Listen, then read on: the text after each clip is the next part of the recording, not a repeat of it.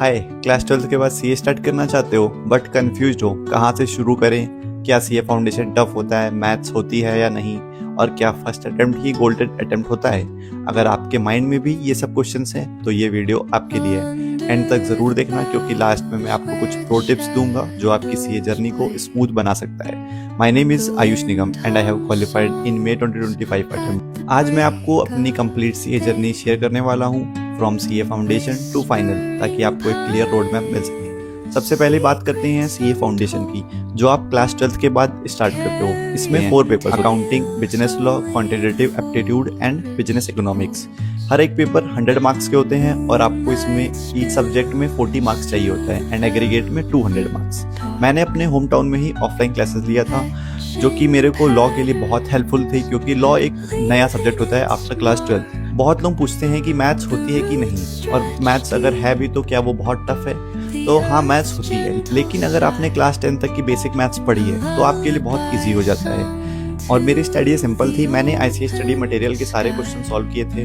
Law को मैंने morning में रिवाइज किया था एंड लास्ट मंथ में मैंने आईसीआई के मॉक टेस्ट पेपर दिए थे एंड साथ ही मैंने स्कैनर लगाया था जिसमें पास्ट 10+ ईयर के सॉल्व क्वेश्चन पेपर थे। तो उसके बाद आता है आपका सीए इंटरमीडिएट। इसमें टोटल 6 पेपर होते हैं, जो कि 2 ग्रुप में डिवाइड होता है। फर्स्ट ग्रुप होता है आपका advance accounting, second is corporate and other law and third is taxation. And group 2 में होता है costing, audit and FM and SM. यहाँ पर कंपटीशन आपका एक लेवल बढ़ जाता है और आपके पास ऑप्शन होता है कि आप सिंगल ग्रुप देंगे या बोथ ग्रुप देंगे। लेकिन मेरा स्ट्रॉन्ग सजेशन है कि आप फर्स्ट अटेम्प्ट में ही दोनों ग्रुप एक साथ दे दीजिए, क्योंकि इसका भी रीजन बहुत ही अच्छा है, क्योंकि आपको एग्रीगेट में काफ़ी हेल्प करता है। मैंने अपनी प्रिपरेशन में advance account Praveen Jindal sir से किया था, लॉ के लिए अंकिता पाटनी मैम, और टैक्स के लिए Vijay Sarda sir and Vishal Bhattar sir से। कॉस्टिंग के लिए आप राहुल गर्ग को रेफर कर सकते हैं। ऑडिट के लिए मैंने नीरज अरोड़ा सर से लिया था एंड एफएमएसएम के लिए स्वप्निल पाटनी सर से।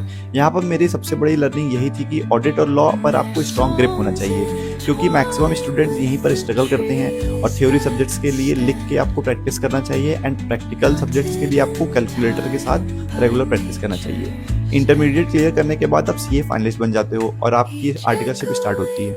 बहुत लोगों का ड्रीम होता है कि बिग 4 में आर्टिकलशिप स्टार्ट करना है, तो इसके लिए मैं आपको सेपरेट वीडियो बना के गाइड कर दूंगा।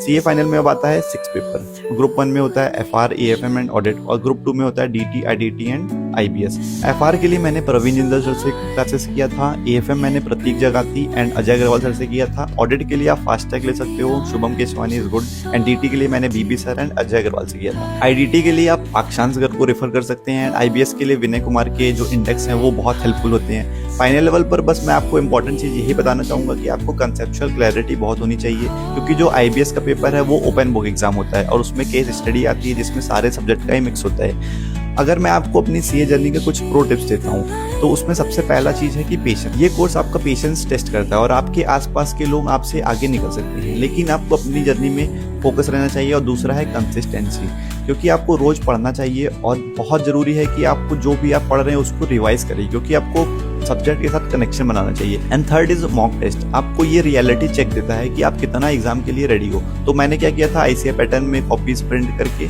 रियल एग्जाम जैसा इन्वायरमेंट क्रिएट किया और मॉक टेस्ट दिया था। और सबसे इंपॉर्टेंट होता है खुद को दूसरों से कभी कंपेयर नहीं करना चाहिए, क्योंकि ये सीए जर्नी बहुत अनप्रेडिक्टेबल होती है और हर एक पर्सन का पेस अलग होता है। That's it. अगर आपको सीरियसली सीए स्टार्ट करना है तो डिले मत करिए और स्मार्ट प्लानिंग के साथ स्टार्ट कर दीजिए।